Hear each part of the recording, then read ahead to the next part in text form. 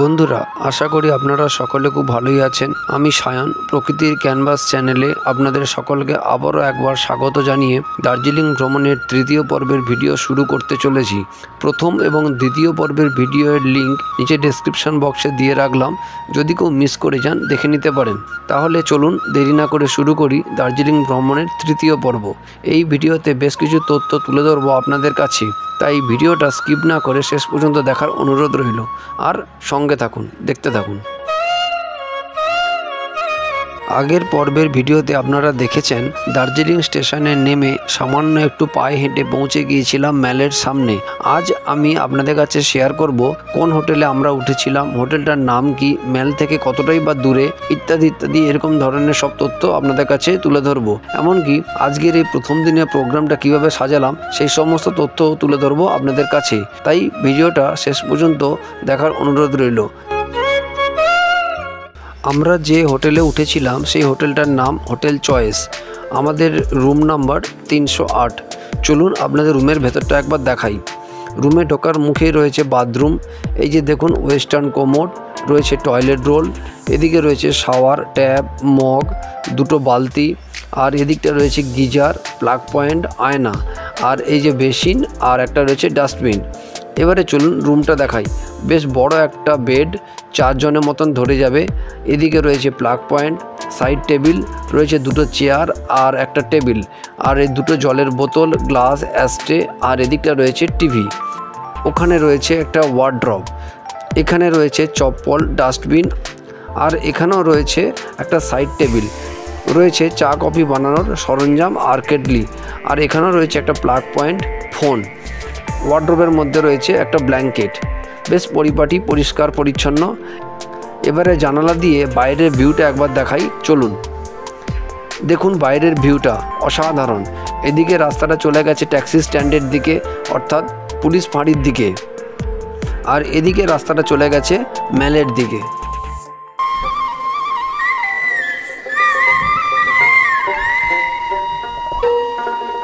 একটু ফ্রেশ হয়ে বেরিয়ে পড়লাম ম্যালের দিকে। আমরা যে হোটেলে উঠেছিলাম সেইখান থেকে ম্যাল মাত্র হাঁটা পথে 5 থেকে 7 মিনিটের রাস্তা, তাই সামান্য একটু হাঁটতেই পৌঁছে গেলাম ম্যালের সামনে। এখানকার পাহাড়ি মানুষেরা কতটা যে পরিশ্রমী হতে পারে তার নিদর্শন হাতে নাতেই তা বোঝা যায়।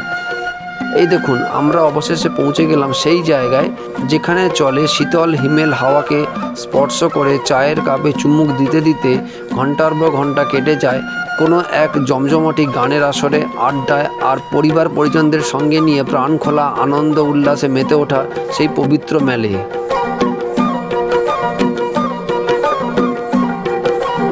যাই হোক, আমরা এখন চলে এসেছি লাঞ্চ করতে ম্যালের কাছাকাছি একটি হোটেলে। ওই যে ওই দিকটা হচ্ছে ম্যাল, আর গুটি কয়েক পা হেঁটে এলেই পৌঁছে যাবেন হোটেল সোনালি। চলুন ভেতরটা দেখাই। এই যে সামনের দিকে ঢোকার মুখেই বেশ কয়েকটি খাবারের চেয়ার টেবিল রয়েছে, আর একটু ভেতরের দিকে ঢুকলেই দেখতে পাবেন এখানেও বেশ কয়েকটি খাবারের চেয়ার টেবিল রয়েছে। এবারে চলুন জানালা দিয়ে একবার বাইরে ভিউটা একবার দেখাই। দেখুন একবার কি অসাধারণ একটা পরিবেশ। এরকম প্রকৃতির পরিবেশের পাশে বসে খাওয়ার মজাটাই আলাদা, কি বলেন?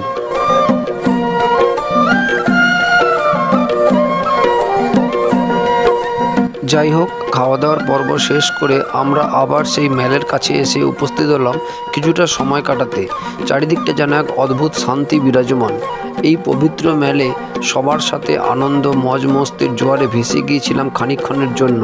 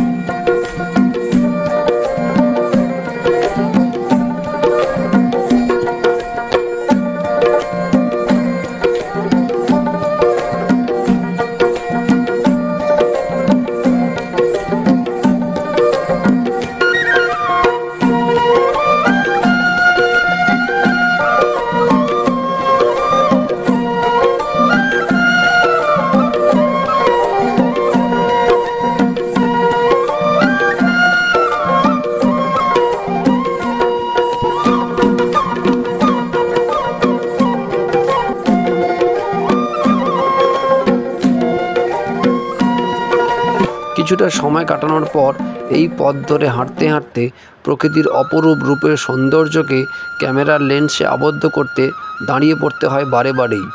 তাই তো চলতি পথে ওই রেলিংয়ের ফাঁক দিয়ে দেখা যায় ওই দূরে সাজানো গোছানো ছোট্ট একটি গ্রাম, যেখানে মস্ত বড় একটা পাহাড়ের মধ্যে কেমন ঘরবাড়িগুলো ছড়িয়ে ছিটিয়ে পড়ে রয়েছে, আর ওই পাহাড়ের ধাপে ধাপে বানানো রাস্তাগুলোও যেন হারিয়ে গেছে কোনোখানে। এসব দৃশ্য ক্যামেরার লেন্সে অতটা ধরা না পড়লেও চোখ আর মনের লেন্সে ধরা পড়েছিল বারে বারে।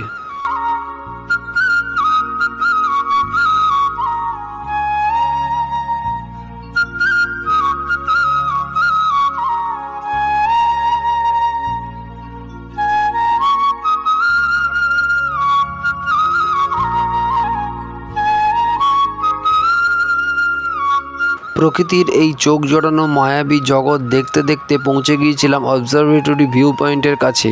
ঠান্ডার হিমেল হাওয়াকে গায়ে মেখে গরম চায়ের কাপে চুমুক দিতে দিতে অন্ধকারময় জগৎটাকে উপলব্ধি করছিলাম বারে বারে। সারাদিনের অবিশ্রান্ত মেঘ আলো ছায়ার খেলা খেলতে খেলতে পড়ন্ত বিকেলের পর ক্লান্ত হওয়া জগৎটা যেন মিটমিট করে আলো জ্বেলে ঘুমের দেশে পাড়ি দিয়েছে।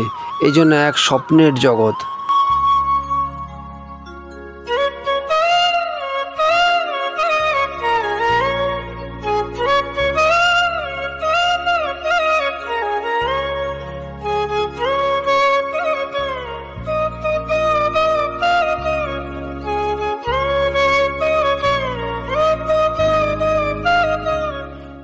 অবজারভেটরি ভিউ পয়েন্ট থেকে খানিকটা পথ হেঁটে এলেই দেখতে পাবেন এই যে 3 মাথার মোড়। এই মোড়ের সামনেই রয়েছে এই যে গভর্নর হাউস। এই গভর্নর হাউসের পাশ দিয়ে এই যে ডান দিকের রাস্তাটা চলে যাচ্ছে এটি জু আর নাইটিঙ্গেল পার্কের দিকে, আর বাঁ দিকের এই যে রাস্তাটা চলে যাচ্ছে মহাকাল মার্কেট আর ম্যালের দিকে। আমরা এখন এই বাঁ দিকের রাস্তাটা ধরেই পৌঁছাবো মহাকাল মার্কেটের দিকে।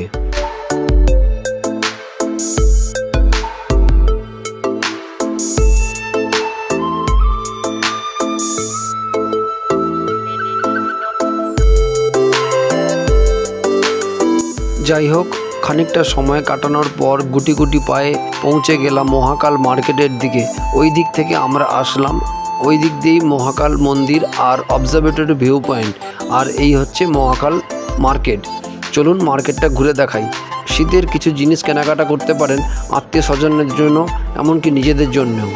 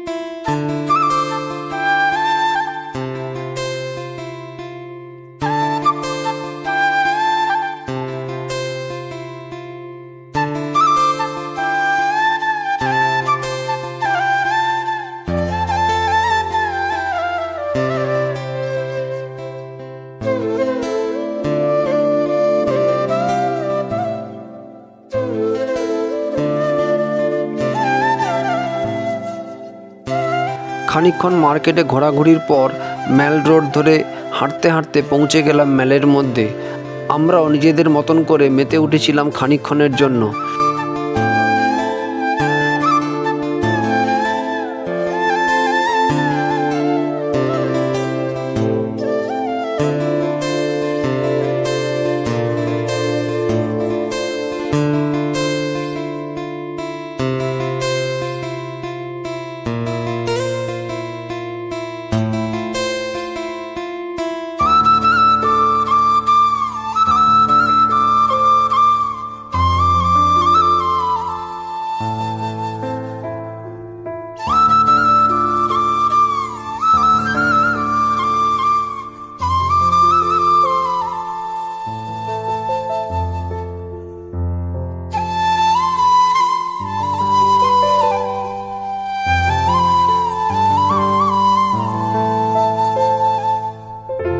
সারাদিনের অক্লান্ত পরিশ্রমের পর গোটা শহর যখন অন্ধকারে নিমজ্জিত হতে চলেছে, আমরাও তখন গুটি গুটি পায়ে পথ ধরেছি বিশ্রামের জন্য আমাদের গন্তব্যে।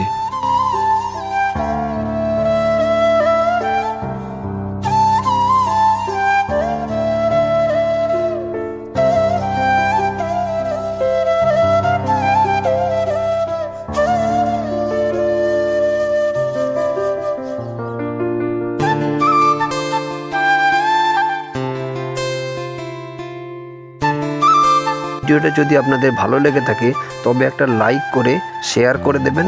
আর যারা যারা আমার চ্যানেলটিকে এখনও সাবস্ক্রাইব করেননি তাদের কাছে আমার বিশেষ অনুরোধ, চ্যানেলটিকে আজই সাবস্ক্রাইব করে পাশের বেল বাটনটি প্রেস করে দেবেন। ধন্যবাদ।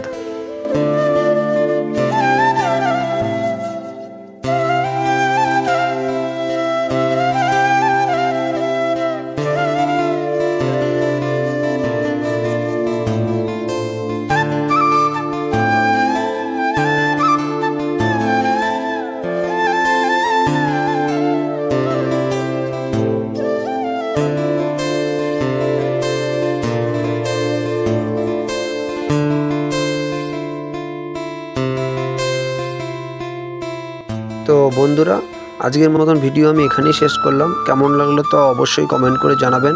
পরবর্তী আবার নতুন একটা ভিডিও নিয়ে খুব শীঘ্রই আপনাদের কাছে ফিরে আসছি। ততক্ষণে ভালো থাকবেন, সুস্থ থাকবেন, সাবধানে থাকবেন। নমস্কার।